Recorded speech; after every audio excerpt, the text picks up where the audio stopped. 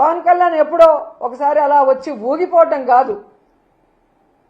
ఈరోజు నువ్వు షూటింగ్లు చేసుకోవడానికి కాదు నీకు ఓట్లు ఇచ్చింది, ప్రభుత్వ ధనంతో స్పెషల్ ఫ్లైట్లు ఎక్కి ఎంజాయ్ చేయడానికి కాదు నీకు ఓట్లేసింది. కూటమి ప్రభుత్వంలో ఉన్నప్పుడు చంద్రబాబు నాయుడు ప్రభుత్వం తప్పు చేస్తే నిలదీయాలి, సరిదిద్దాలి అండ్ సక్రమంగా ప్రజలకి మంచి చేసే విధంగా నువ్వు నడుచుకోవాలి.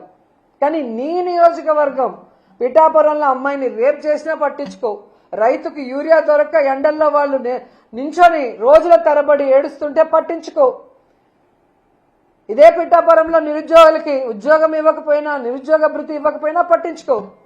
నీ ప్యాకేజ్ కరెక్ట్గా నీకు ఇస్తే చాలు. ఒక హెలికాప్టర్ కొనిచ్చేశాడు, ఇంకా ఎక్కి తిరుక్కుంటూ ఉంటున్నావు. అంతేగాని ఏ రోజైనా రాష్ట్ర ప్రజల గురించి, రైతుల గురించి, మహిళల గురించి ఆలోచిస్తున్నావా? వాటి గురించి ఎప్పుడైనా మాట్లాడుతున్నావా? ఈ 17 మెడికల్ కాలేజీలు అమ్మకానికి పెడితే కనీసం బుర్రున్న ఎవరైనా కూడా దానికి మద్దతు తెలుపుతారా?